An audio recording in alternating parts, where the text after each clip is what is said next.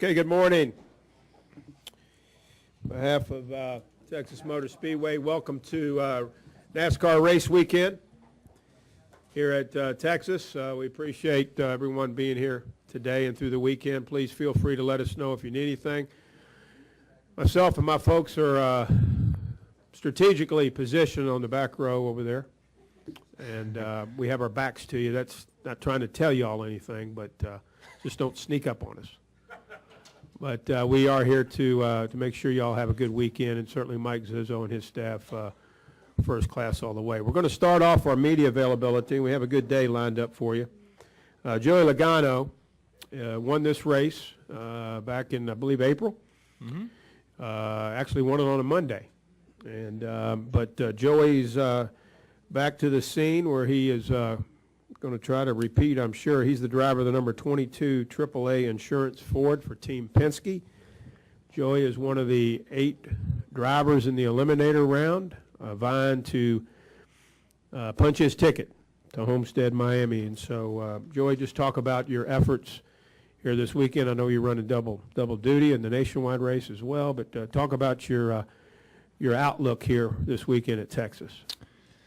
Do the same thing we did in the spring. That's the goal. It's anytime you come back to a racetrack that you were able to win in the spring race, and obviously it brings a little bit of added confidence. We tested here a few weeks ago, getting ready for this, knowing that this is going to be an important race to try to get us to Homestead.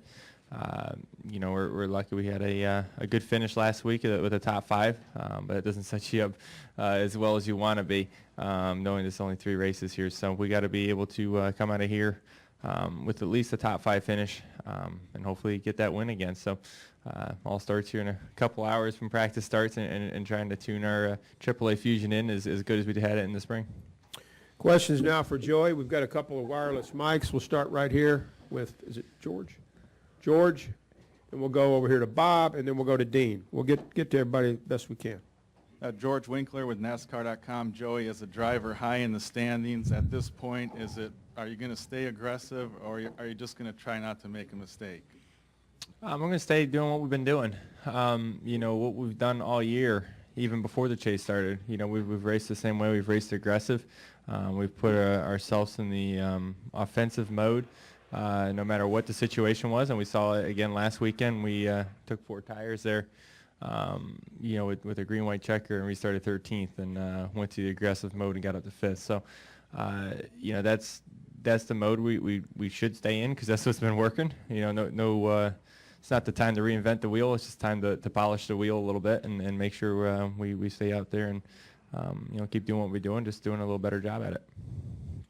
We'll go over here to Bob Pockris and then to Dean McNulty. Bob? Bob Pockris, Sporting News. Is there a certain number of point spread that you'd feel kind of comfortable if you had it on like 3rd or 4th leaving this race? No. I really, after watching the last round, I thought Kyle would have been a lock before Talladega. And then, watching what happened to him, I don't think you ever feel comfortable unless you got a win under your belt. So, that's why we want to be able to get one of those. That's the only way you're going to feel comfortable. If not, you're going to be pulling your hair out all the way till the end of Phoenix. So, and then obviously you got Homestead, which is obviously the biggest race of the year. So, we got to be able to execute like we've been. And like I said, the only way we're going to feel comfortable is if we win the race. We'll go to Dean, then we'll go to George Diaz, and then Alan Cabana. Get the mic over here. Lawrence, thank you. Dean McNulty, Toronto Sun. You're 3 points out of 5th place. So, things are close. Is there even any discussion in the Penske shop about you working with the 2 this weekend, or the 2 working with you? Or at this stage of the chase, is that every man for himself? No, we'll work together like we have all year. We've I feel like as a team, we're closer than anybody.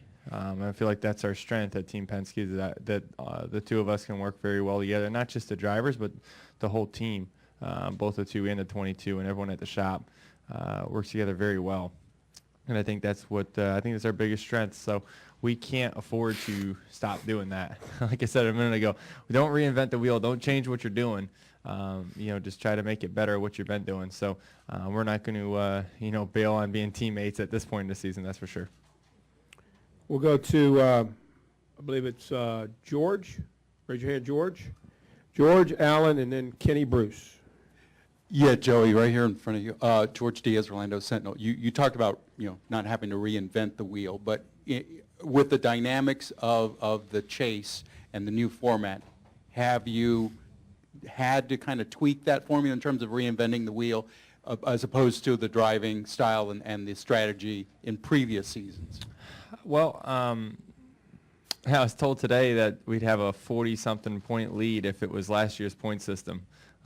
That part breaks my heart a little bit because we're third in points right now.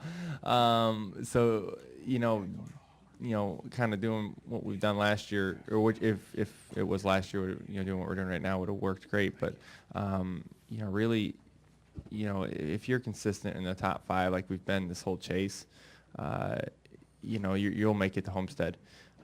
So that's why I say just keep doing what we've been doing, because what we've been doing has been good enough to get us there. So really, I mean, consistency does still pay off. You see, a couple guys in this deal, it doesn't have a win yet this year. So consistency definitely pays off, but the wins make you feel a lot more comfortable. So you try to get those when you can also, but it's not worth, completely ruining your day and going for a win when you have a solid second or third place finish. You take that. But if the opportunity is there and you weigh out the consequences, right, and the risk versus reward, you go for that win if you can. Do you like the new system with the amped up intensity, if you will? Yeah, I mean, it stresses you out. I promise you that. It's definitely, every time you get comfortable for a couple races, we've been fortunate enough to have a win in each of these rounds so far, and not yet this one though. But you get those, and it's like, okay, I can relax for a race or two, and just do your thing. Now it's that stress levels up because you can't get too far ahead in 3 races. Or feel comfortable enough that you're locked into in the next round in 3 races. So that stress levels up through each race for sure, for everybody. It's just a matter of how you deal with it, because it's about the same for everyone. It's just whether you use it for a good thing or if it destroys you. Go to Alan Cabana, then Kenny Bruce, then Mark Garrow.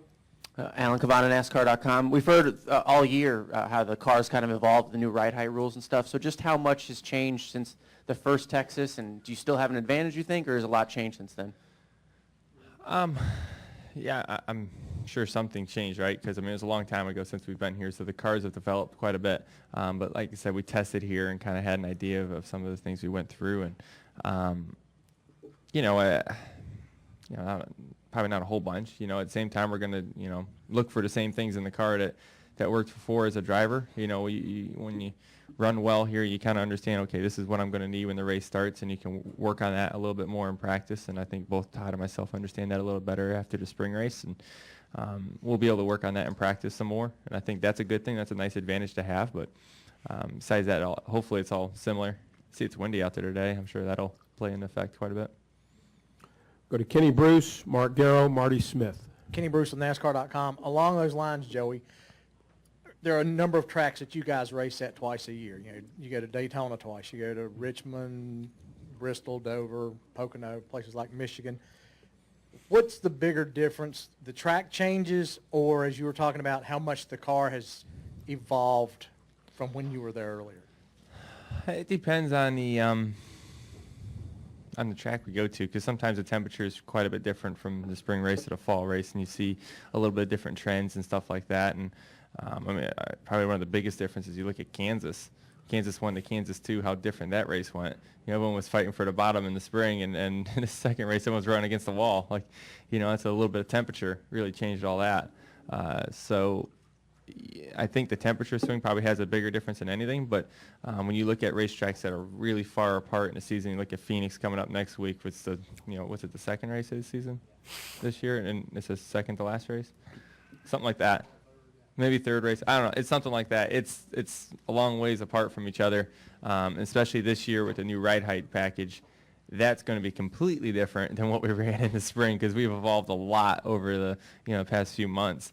racing at all these different types of racetracks. So that's going to be a pretty big swing, different than what we've had. But it's kind of interesting to see where you were then to where you are now. That'd be kind of fun to look at the setups and look at what's different.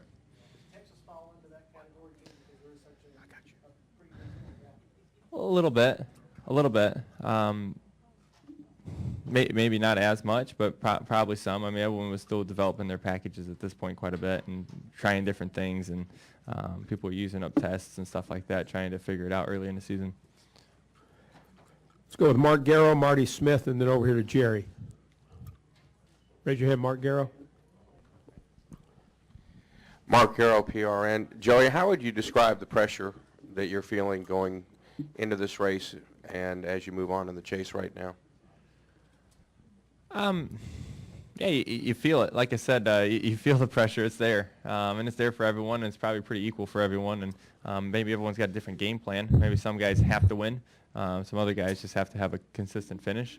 But either way, there's pressure to that, right? And so, yeah, it's there. I feel like I'm doing a good job handling it, and I think my whole team is. When that pressure's on, not only for the driver, but you think about the pit crew and the guys working on your car day to day, thinking about one mistake keeps you from winning this championship. That's pressure for sure. Those guys going over the wall, and you're in position to win the race, and you come down pit road, and one missed lug nut changes the whole outcome of your year. That's pressure, and I feel like this 22 teams handle that great so far, and I'm not nervous about it at all. Thinking about the pressure and really thinking about it just makes you more nervous. So it's not really the right way to go. You just kind of focus on your race car and the job at task. Let's go to Marty Smith, over here to Jerry, and then to Drew. Raise your hand, Marty. Let's get the mic over there.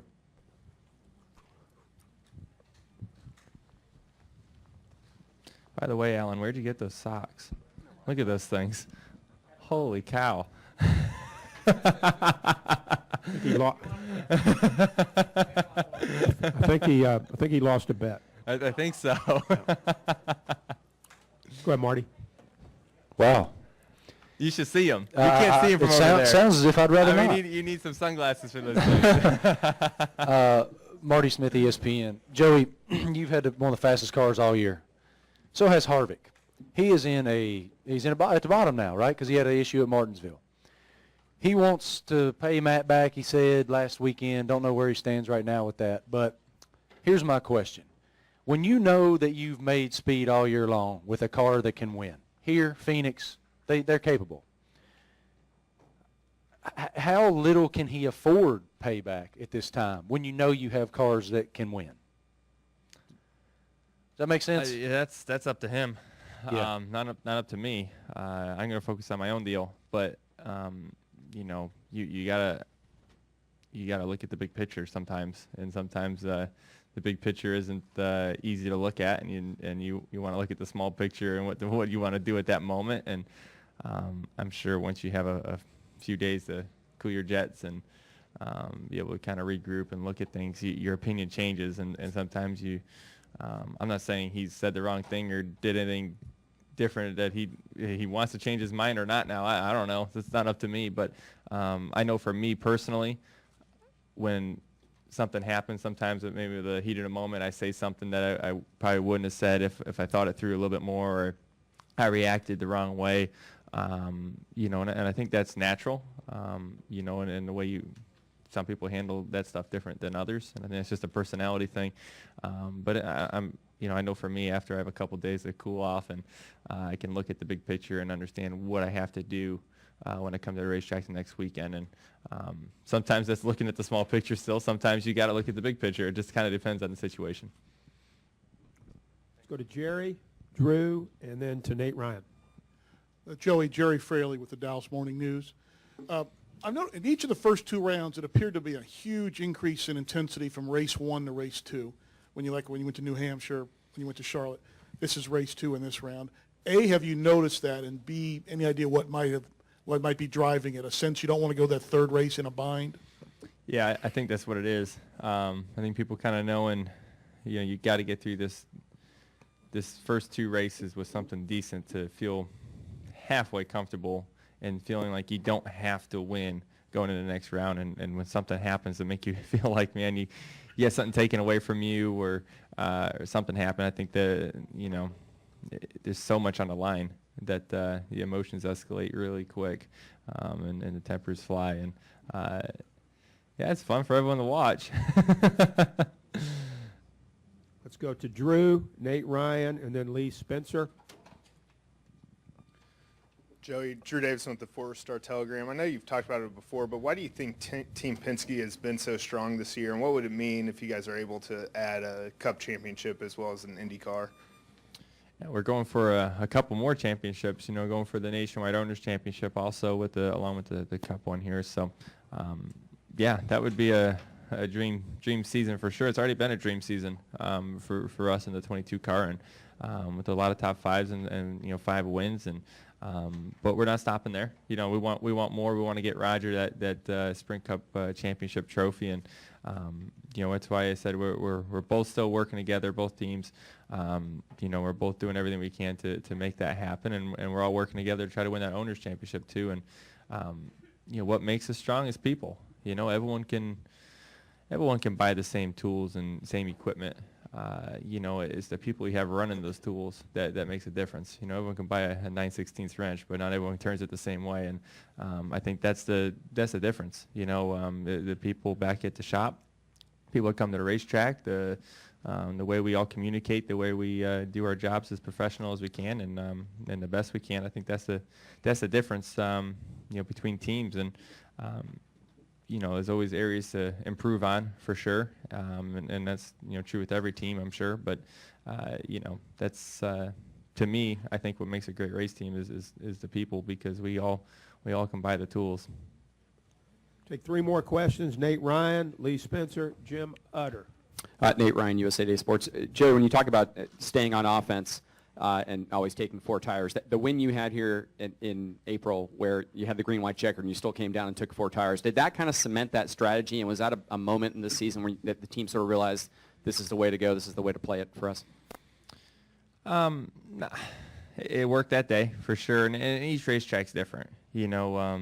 Martinsville, I mean, it's a gutsy call. Even at the end of it, I talked with Todd and was like, that was a gutsy call. If we started 14th instead of 13th or 12th instead of 13th, that made a completely different deal. We wouldn't have finished 5th. So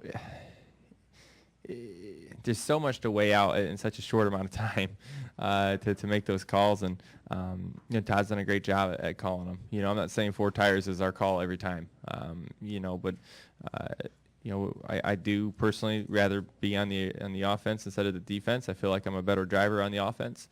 I think Todd understands that. I think we build our cars to be aggressive and be able to put cars in a tough spot, and our cars handle well to do that stuff. So we can take advantage of that. But does that mean 4 tires is always the aggressive call? No, I mean 2 tires a lot of times is the aggressive call that gets you up there. So it just it depends on the moment and the racetrack and the whole situation. Let's go with Lee Spencer, Jim Utter, and we'll try to fit in Tom Jensen. Lee Spencer, Motorsport.com. Can you talk about what you concentrated on at Homestead, Miami during the test this week? And growing up as a kid, you knew you wanted to race, but did you ever let your imagination go and think, what would it be like to win a Sprint Cup championship? I never have up to recently. I feel like we've got a really good shot at it. I've never been in this position before. We made the chase last year, but at this point we're out of it. This time we got a good shot. And there's 8 cars that still got a good shot, which is the hard part, right? That's the tough part. Is so many guys that can still win this thing, and you can be knocked out of it so quick. But when you're in Homestead, obviously you think about the race and how it's going to play out, and hey, if everything went well, how it would be, and it's hard not to let your mind go that way a little bit, but you have to stay focused on the task at hand, of course. And we focused on making our car fast, right? You're finding raw speed. I mean, that's the big thing when you go to a test, right? And then when you go to a race, you take that speed and you try to execute the race. And I think we found a couple things. I think it's key to be able to have a car that can go from the top to the bottom there. We focused a lot on trying to get our car fast on the long run, whether that was on the bottom or the top.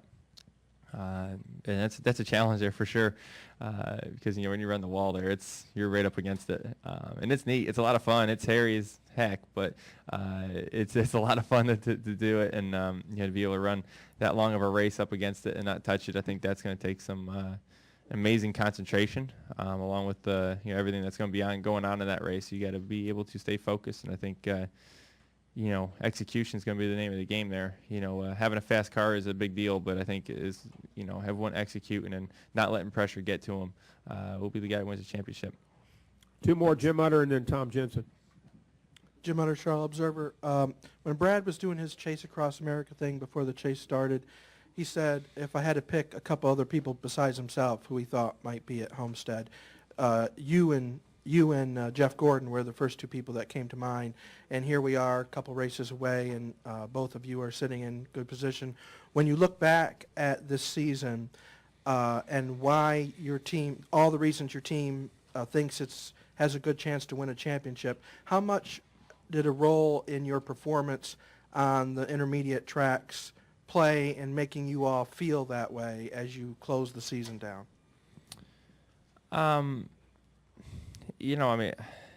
We've been strong at the intermediate racetracks, but a lot of our wins came from short tracks. At Bristol and Richmond, and being able to win those smaller racetracks. I think that was kind of a surprise to me. That we have speed at a lot of different types of racetracks, and Loudon too also. So I think we've won at racetracks this year that haven't been very good for me in the past, that's awesome. When you can kind of conquer those tracks that are big challenges for you, that makes you feel great, and makes you feel confident about anywhere you go. But also having that 1.5 mile speed, 2 mile racetrack speed, we had that last year. It seems like that kind of plays into our motors. I think our motor package is better on the bigger tracks with the higher RPMs. I feel like we've done a lot of work on trying to get them better on the short tracks, and that's shown this year. And I think kind of the way we've Todd and I have been able to communicate and understand what makes us good in the race. I think that's been something very important for us to understand that, and we see speed come from that in the race, not so much in practice. And I think that's something good to understand that both of us get, and having that chemistry. I think those are the big things that I think has made us fast at not just intermediate racetracks, but really short tracks everywhere we go. Having that team that's behind you, and we're all on the same page and understand what we need to go fast. I think that's important. Final question, Tom Jensen. Hi, Joey. Tom Jensen, FoxSports.com. When you look at the list of the other 7 guys in contention, is there somebody that you and Todd look at and go, we're going to have to beat him to win this championship? Yeah, 7 other guys we're going to have to beat one way or another. There's some that are stronger than others right now, but that all can change. Within one race, it can be completely different. Like Jim said, you look at the 24, you look at the 4 car, you look at the 2 car as some of the fastest guys right now that are still in this thing, but you never know. I mean, look at Newman's Mr. Consistency. He, and Matt, those guys, they typically don't make mistakes, and you're typically very consistent, and that's why they're here, right? And that's equally as important as winning a race. Obviously, that's what's got them here in the same boat as we're in after winning races. So, everyone is someone you have to look at, maybe for different reasons though. Some guys are fast and you're looking at them for race wins, but some people just execute races well and get great finishes out of having a so-so car with speed, and having all that to put together is going to be the guy that wins this whole thing, right? Is the guy that can have a fast car and execute, and that's what we're going to try to do with the 22 car. Joey, thank you for coming in. Good luck this weekend. All right, thank you guys.